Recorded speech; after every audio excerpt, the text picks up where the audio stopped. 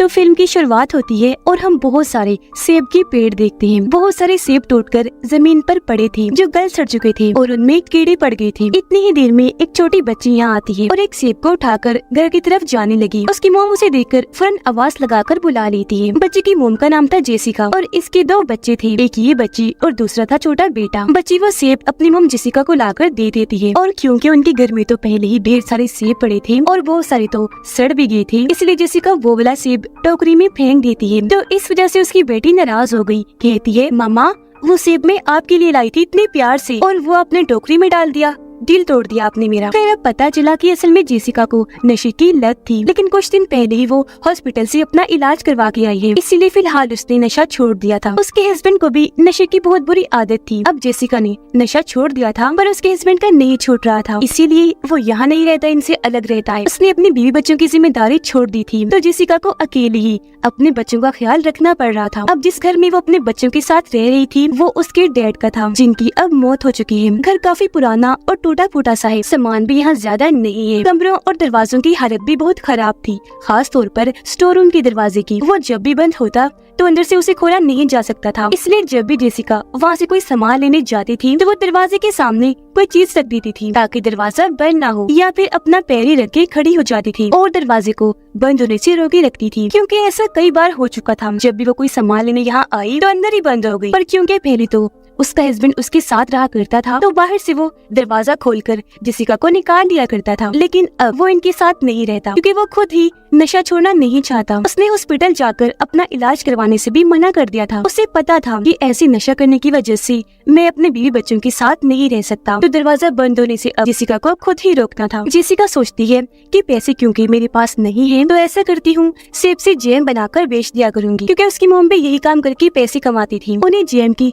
काफी अच्छी रेसिपी पता थी, लेकिन क्योंकि सेब गल रहे थे तो उनमें दाग लगे होने की वजह से ये आइडिया काम नहीं आता। अब उसे कुछ समझ नहीं आता कि क्या करूं, ऐसा कौन सा काम किया जाए कि मेरे पास ढेर सारे पैसे आ जाएं, क्योंकि मैंने अपने टैक्सेस देनी है, सर पर कर्जा चढ़ रहा है और 2 बच्चों को पालने की जिम्मेदारी है। तो ये सारी बातों को सोचकर वो काफी परेशान हो रही थी। फिर उसे ख्याल आया कि मैं अपनी मोम के पास चली जाती हूँ, क्योंकि वो शहर में रहती है तो वहाँ जरूर कोई अच्छा काम करने को मिल जाएगा। उसने अपनी मोम को कॉल की, जिस पर उसकी मोम का कहना था कि बेटा अगर तुम आ ही रही हो तो काम करने के इरादे से ही आना, क्योंकि तुम्हें नशे की लत थी, अब बेशक ना हो लेकिन पहले तो थी, जिस वजह से मुझे तुम पर इतना यकीन नहीं है। जेसिका जवाब देती है मॉम मैं काम करने के लिए ही आ रही हूँ, क्योंकि मेरे ऊपर बहुत सारी जिम्मेदारियां हैं। जिसके बाद वो जाने के लिए सामान पैक करने लगी। कुछ सामान स्टोर रूम में पड़ा था, दरवाजा खुला ही था, इसलिए वो अंदर चली जाती है।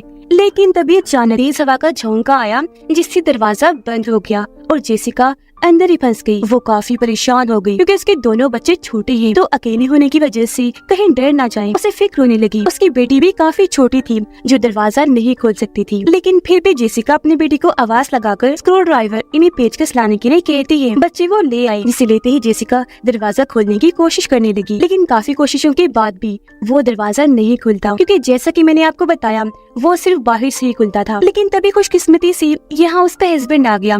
वो दरवाजा खोलता है और जेसिका बाहर आ गई। वो उसका मजाक उड़ाते हुए कहने लगा जेसिका अब तो मुझे हैरानी भी नहीं होती कि तुम स्टोर रूम में बंद हो गई हो, क्योंकि ये तो तुम्हारा रोज का ही काम बन गया है। पता नहीं तुम जान के करती हो, उसे क्या छोटी बच्ची हो, इतनी बेवकूफी कैसे कर सकती हो तुम। जेसिका बोली पहली बात तो ये है कि नशा करने की वजह से तुम्हारा यहाँ आना मना है, और दूसरी बात कि तुमने मेरी मदद की उसके लिए शुक्रिया, लेकिन अब तुम यहाँ से चले जाओ क्योंकि तुम नशे में हो और मैं नहीं चाहती कि इसका बुरा असर मुझ पर या मेरे बच्चों पर पड़े, क्योंकि मैं नशा छोड़ चुकी हूँ। लेकिन यहाँ पता चला कि वो खुद तो आया ही था, साथ ही अपने साथ अपने दोस्त को भी लाया था जिसका नाम सैमी था। वो अच्छा आदमी नहीं था, वो भी नशा किया करता था और बच्चों को अगवा करके उनके साथ गलत करता था। इसी वजह से जेसिका को वो सख्त नापसंद था। वो नहीं चाहती थी कि वो कभी भी यहाँ आए। वो अपने हस्बैंड को बड़े प्यार से समझाती है कि तुम प्लीज यहाँ से चले जाओ और इसे भी ले जाओ, दोबारा यहाँ कभी मत लाना। ये सुनकर सैमी को गुस्सा आ गया। वो जेसिका के पास आकर कहता है कि मैंने तुम्हें क्या कहा है, हाँ बताना जरा, तुम्हें मसला क्या है मेरे साथ।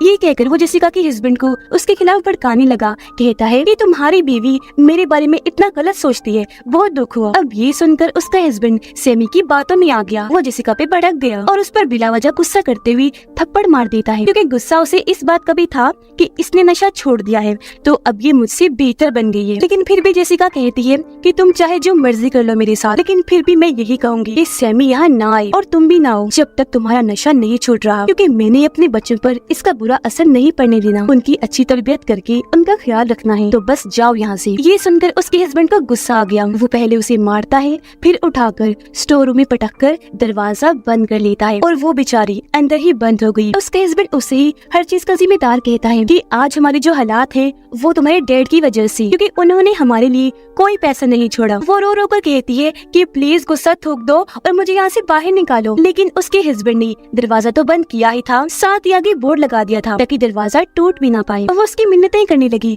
कि प्लीज सैमी को मेरे बच्चों से दूर रखना। अब जेसिका चाहती थी कि पुलिस को फोन कर दूं, लेकिन उसे ख्याल आया कि जब उसका हस्बैंड उसे यहाँ बंद कर रहा था तो इस बीच उसका फोन बाहर ही गिर गया था और तो और उसके पास जितने भी पैसे थे वो सारे पर्स से उसके हस्बैंड ने निकाल लिए थे। उन पैसों से ही वो यहाँ से जाने वाली थी, लेकिन अब नहीं जा पाएगी, क्योंकि एक तो यहाँ फंसी हुई है, दूसरा अगर यहाँ से बाहर भी जाए तो पैसे ना होने की वजह से वो जा ही नहीं पाएगी। उसका हस्बैंड जब दरवाजे पर कील ठोक रहा था तो कील जेसिका के हाथ में घुस गई, जिससे उसका हाथ जख्मी हो गया। दर्द की वजह से वो रोने लगी, पर इन हालात में भी उसे अपने बच्चों की फिक्र थी। उसने अपनी बेटी को कह दिया था कि भाई को लेकर कमरे में चली जाओ और अंदर से दरवाजा बंद कर लेना, खोलना मत। तब उसकी बच्ची ने ऐसा ही किया था।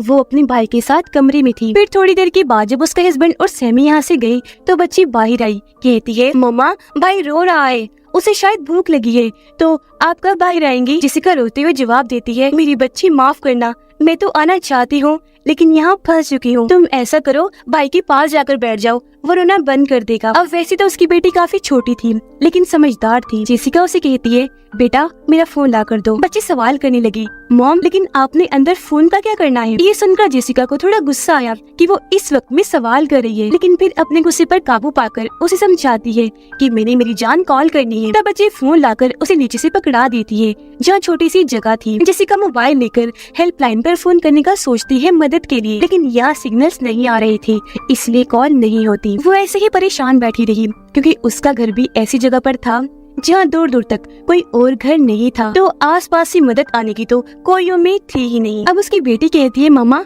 मैंने वॉशरूम जाना है, आ जाए ना बाहर। जेसिका कहती है मेरी जान मैं कैसे आऊँ, फंसी हुई हूँ, आप ऐसा करो खुद ही चली जाओ वॉशरूम। जिस पर बच्ची जवाब देती है नहीं मामा मैं यही रहूंगी, आपसे दूर नहीं जाना चाहती। इसी वजह से वो वहीं बाहर ही यूरिन कर देती है, लेकिन ऊपर कमरे में उसका छोटा भाई भी था। उसका डायपर बदलने का वक्त हो चुका था। जेसिका उसे समझाती है कि कैसे डायपर बदलना है। तब बच्ची अपने भाई के पास गई और ये काम भी काफी अच्छे से कर लेती है। रात हो गई, मौसम खराब था तो बिजली की आवाज से बच्ची को डर लग रहा था। अब उसका भाई तो सो चुका था लेकिन बच्ची नहीं, वो दरवाजे के पास ही आकर लेट गई। जेसिका उसे हौसला देती है मेरी बेटी मैं यहाँ से बाहर आ जाऊंगी तो तुम डरना मत, ओके? जिसकी थोड़ी ही देर की बात उसकी भी आंख लग गई। जेसिका सोचती है क्यों ना मैं दरवाजा ही तोड़ दूं। वो आसपास ऐसी कोई चीज ढूंढने लगी जिससे दरवाजा टूट जाए, लेकिन वहाँ ऐसा कुछ नहीं था। अब रात ऐसी गुजर गई। सुबह उसकी बेटी कहती है मामा मुझे और छोटे को भूख लगी है। ये सुनकर जेसिका उसे स्टोर में पड़ा हुआ जैम देती है। बच्चे वो खाकर अपना पेट भरते हैं और वो खुद भी इसी पर गुजारा करती है। उसे उम्मीद थी कि आज मैं यहाँ से निकल जाऊंगी, आज मेरा हस्बैंड आ जाएगा, उसका गुस्सा ठंडा हो गया होगा, लेकिन आज के दिन में वो नहीं आता। वो अब यहाँ रुक नहीं सकती थी, कैसे भी करके उसे यहाँ से निकलना था, क्योंकि बच्चे भी अकेले होने की वजह से परेशान थे, उन्हें अपनी माँ की जरूरत थी। उसका बच्चा रोने लगा। जेसिका उसे कहती है जाओ भाई को चुप करवाओ और जब वो शांत होकर सो जाए तो यहाँ दोबारा आना, मुझे तुम्हारी मदद चाहिए। बच्चे को चुप करवाने के बाद बच्ची वापस आ गई। जेसिका उसे कहती है बेटा कुछ ऐसा लाओ जिससे मैं दरवाजा या फर्श को तोड़ सकूं। अब वो बच्ची थी, उसे कोई ऐसी चीज नहीं मिलती, लेकिन अपनी तरफ से वो कुछ न कुछ लाने लगी, कभी लकड़ी, कभी खिलौना, तो कभी चम्मच कांटा वगैरह। ये देखकर जेसिका को बहुत गुस्सा आया। वो सारी चीजें दरवाजे पर दे मारती है, बोली ये तुम क्या ला कर दिए जा रही हो, ये नहीं चाहिए मुझे, इसे कुछ नहीं होगा। अब उसके गुस्सा करने पर बच्ची रोने लगी। तब जेसिका को अपनी गलती का एहसास हुआ कि मैंने उसे ज्यादा ही सुना दी, इसीलिए वो कहती है अच्छा मेरी जान आई एम सॉरी, मैंने आपको ज्यादा ही डांट दिया, प्लीज चुप कर जाओ। ये कहकर वो खुद पे जज्बाती होकर रोने लगी, क्योंकि उसने भी अपनी जिंदगी में बहुत सारी गलतियाँ की थी जिनका आज उसे पछतावा हो रहा था। सबसे बड़ी गलती अपने हस्बैंड से शादी करने की। अब यहाँ स्टोर रूम में उसके पास थोड़ा बहुत नशा था जिसे वो लेने का सोच रही थी, लेकिन किसी तरह बड़ी हिम्मत करके उसने खुद को रोकी रखा। फिर अब जब उसकी बेटी कोई काम की चीज नहीं लाती, इसलिए जेसिका को स्क्रू ड्राइवर से काम चलाना पड़ता है। वो उसकी मदद से फर्श को तोड़ने लगी, पर वो ये काम एक ही हाथ से कर पा रही थी, क्योंकि की लगने की वजह से उसका दूसरा हाथ जख्मी था। उसे दर्द हो रही थी, साथ ही इन्फेक्शन फैलने का भी खतरा था। अब आज यहाँ सैमी आता है, वो भी बिल्कुल अकेली। इस बारे में उसकी बेटी अपनी मॉम को बताती है। ये सुनकर जेसिका काफी डर गई। अपनी बेटी को कहती है, बेटा जल्दी से कमरे में चली जाओ, दरवाजे को अच्छे से बंद कर लेना और खोलना मत। बच्ची ने ऐसे किया, लेकिन अब वो खतरनाक आदमी यहाँ आ चुका था, जिसका डर जेसिका को बहुत था। वो आते ही जेसिका का मजाक उड़ाने लगा। वो कहती है, प्लीज दरवाजा खोल दो ना, पर वो मना कर देता है कि नहीं, मैं किसी के घरेलू मामलों में दखल अंदाजी नहीं करता। ये सुनकर जेसिका समझ गई कि ये यहाँ किस इरादे से आया है, उसके बच्चों को नुकसान पहुँचाने। वो काफी घबरा गई, उसे यहाँ से जाने का कहती है, और ये भी कि मेरे बच्चों से दूर रहे, पर वो नहीं जाता। तब यह मजबूरन जेसिका उसे कहती है कि मेरे पास यहाँ मेरे हस्बैंड का दिया हुआ कुछ नशा पड़ा है, अगर तुम वादा करो कि तुम यहाँ से चले जाओगी और फिर दोबारा कभी नहीं आओगी तो मैं ये तुम्हें दे दूंगी। जिस पर सैमी मान गया, कहता है ठीक है मंजूर है, ये शर्त लाओ, अब दो मुझे वो नशा। लेकिन जेसिका को उस पर भरोसा नहीं था। वो कहती है, मैं यहाँ फंसी हुई हूँ, दरवाजे के पास नहीं आ सकती, तुम ऐसा करो अपना हाथ आगे करो, मैं तुम्हारे हाथ पर रख देती हूँ। अब सैमी भी चालाक था, उसे शक हो रहा था, तो वो मना कर देता है, लेकिन जेसिका उसे मजबूर करती है और वो अपना हाथ अंदर करता है। जैसे हाथ अंदर आया, समझदारी से काम लेते हुए जेसिका स्क्रू ड्राइवर उसके हाथ में घुसा देती है, जिसके बाद उस पर पत्थर मार मार कर स्क्रू ड्राइवर और अंदर करती है और उसका हाथ वही फर्श पर अटक जाता है। अब दर्द की वजह से वो तड़पता तो है, लेकिन क्योंकि नशे की बुरी आदत ने उसे खतरनाक बना दिया था, इसलिए वो अजीबोगरीब डरावनी बातें करने लगा। पहले वो कहता है कि तुम मुझे यहाँ से जाने दो, मैं तुम्हारे बच्चों को कोई नुकसान नहीं पहुँचाऊंगा। लेकिन जेसिका उसकी बात नहीं मानती, क्योंकि वो जानती थी कि ये एक झूठा इंसान है। फिर वो बताता है कि नशा छोड़ने के लिए हॉस्पिटल में मैं भी गया था, मैं सुधरना चाहता था, लेकिन मुझे इस बात का एहसास हुआ कि सुधर भी गया तो क्या होगा, चाहे मैं जिंदा रहूं या मर जाऊं, इस दुनिया में किसी को कोई फर्क नहीं पड़ेगा। ये बातें करते करते वो जेसिका को भी तोड़कर कमजोर करने की कोशिश करने लगा। कहता है कि मैं जानता हूँ तुम नशा करना चाहती हो, लेकिन बस डरती हो, और देखना एक दिन तुम खुद ही हार मानकर फिर से नशा करना शुरू कर दोगी। ये सुनकर जेसिका रोने लगी, क्योंकि कुछ हद तक ये बात सच भी थी, पर वो ये चीज उसे महसूस नहीं होने देती। रात हो गई, ठंड भी काफी ज्यादा थी, लेकिन जेसिका अभी तक उसका हाथ आजाद नहीं करती। जैसे ही सुबह हुई, उसकी बेटी वहाँ जेसिका के पास आने लगी। जब इस बारे में उसे पता चला तो वो चिल्लाकर कहती है, क्यों आई हो यहाँ, जाओ यहाँ से। क्योंकि वो जानती थी कि बेशक वो यहाँ फंसा हुआ है, लेकिन उसमें अभी भी इतनी ताकत है कि वो बच्ची को पकड़ लेगा। लेकिन क्योंकि वो बच्ची थी और पूरी रात माँ के बगैर अकेली थी, तो इस बार वो नहीं जाती, बल्कि जेसिका के पास आने लगी, और तभी उसे सैमी पकड़ लेता है। जेसिका काफी घबरा गई, उसके पास लाइटर था, तो अपनी बच्ची की जान बचाने के लिए वो वहाँ आग लगा देती है। आग में जैसे सैमी का हाथ जला, वो उसकी बच्ची को छोड़ देता है और दर्द से तड़पने लगा। अब जब जेसिका ने देखा कि इस आग में तो मैं भी जलकर मारी जाऊंगी, तो उसने जल्दी से कपड़ा लेकर आग को बुझा दिया। पर अब सैमी को होश नहीं था, ऐसा लग रहा था जैसे वो मर चुका हो। अब यहाँ जेसिका इतना टूट गई थी कि वो नशा लेने का सोचती है, जिससे शायद उसका दुख थोड़ा कम हो जाए। इससे पहले वो ऐसे करती, उसकी नजर सामने पड़ी बाइबल पर जाती है। उसने जैसे किताब को खोलकर देखा, खैर हर सफ़े पर पैसे पड़े हुए थे जो उसके डैड ने ही जेसिका के लिए छोड़े थे। अब बाइबल में लिखी गई कुछ लाइंस को पढ़ने के बाद वो इतनी जज्बाती हो गई कि रोने लगती है और नशा भी वहीं फेंक देती है। फिर वो सैमी के हाथ से स्क्रू ड्राइवर निकाल लेती है। वो बेहोश था, उसे जरा भी इस बात की भनक नहीं लगती, और अब जेसिका स्क्रू ड्राइवर से फर्श की बजाय छत तोड़ने लगी। इसमें पूरी तरह वो कामयाब रही और छत को तोड़कर ऊपर वाले वॉशरूम में आ पहुंचती है। यहाँ से निकलकर वो कमरे में जाने लगी। बच्चों के पास उसे डर था कि कहीं उन्हें कुछ हो ना गया हो, लेकिन खुशकिस्मती से दोनों बच्चे बिल्कुल ठीक थे, जिससे उसकी जान में जान आई। अब बच्चे भूखे थे, खाना गाड़ी में पड़ा था, जिसकी चाबी सैमी के पास थी। चुपके से चाबी उसके पास से निकालकर बच्चों को लेकर वो गाड़ी तक जाने लगी, पर बाहर बहुत तेज बारिश हो रही थी। वो बच्चे का दूध नहीं लाई थी, इसलिए बच्चों को लेकर वापस घर आ गई। सर्दियों का मौसम था और बच्चे क्योंकि बहुत भीग गए थे, इसलिए वो उनको घर में ही छोड़ती है, क्योंकि वो बीमार भी पड़ सकती थी। अब खुद वो बाहर जाते हैं खाना लेने। गाड़ी से खाना नीचे गिर गया था, जब वो खाना उठा रही थी तो हम देखते हैं कि सैमी को होश आ गया है, जो खिड़की पे खड़ा होकर जेसिका को देख रहा था। खाना लेकर वो जेसी घर की तरफ आई तो देखती है कि दरवाजा बंद है, क्योंकि अंदर से सैमी ने ही दरवाजे को बंद कर दिया था।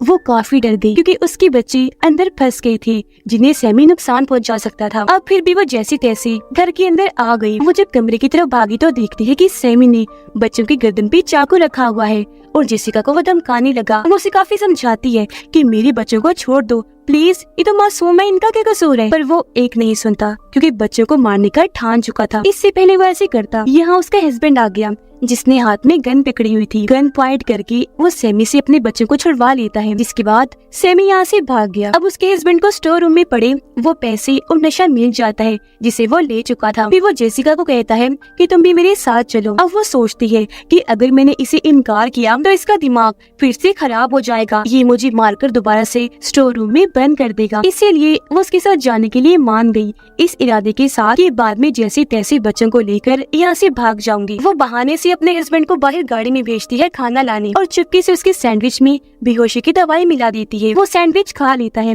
लेकिन तभी उसने नशे वाले सिरिंज निकाली। पहले खुद नशा किया और जब जेसिका की बारी आई तो वो उसे गन छीनने लगती है। यहाँ वो उसके इरादे समझ चुका था, इसीलिए उसे पकड़कर पीछे धकेलता है और दोबारा से उसे मारने लगा। लेकिन इस बार वो भी चुप नहीं बैठती, जवाबी हमला करती है और जब उसकी हालत खराब हुई तो वो उसे उठाकर खिड़की से बाहर फेंक देती है और वो बहुत बुरी तरह वहाँ गिरकर बेहोश हो जाता है। अब हम कुछ दिन के बाद का वक्त देखते हैं, जहाँ अब जेसिका ने यहाँ रहना सीख लिया था। उसे जैम बनाने का जबरदस्त तरीका मिल गया जो वहाँ पड़ी एक किताब में ही लिखा था, लेकिन क्योंकि पहले वो नशे में धुत रहती थी इसीलिए उसने कभी भी इस पर ध्यान नहीं दिया। अब जब नशे की लत खत्म हुई तो उसकी आंखें खुल गई। उसने दिमाग लगाया कि जैम बनाने के लिए सारे सेब का ठीक होना जरूरी नहीं है, हम गले हुए सेब को जाया ना करके उसका भी जैम बना सकते हैं। वो गला हुआ हिस्सा अलग करके सब कुछ ठीक हो गया था। घर की हालत भी अच्छी हो गई थी और जेसिका ने भी खुद को काफी बदल लिया था क्योंकि उन्हें अब पैसों की कोई तंगी नहीं थी। जैम का बिजनेस काफी अच्छा चल रहा था और वो अपने बच्चों को काफी अच्छे से पाल रही थी। अब ये कहानी हमें सिखा रही है कि नशा एक बुरी आदत है, इतना खतरनाक है कि हमें इससे हमेशा दूर रहना चाहिए, क्योंकि नशा करने वाले इंसान को कोई होश नहीं होती कि क्या अच्छा है और क्या बुरा। इसी मैसेज के साथ ये फिल्म इधर ही खत्म हो जाती है।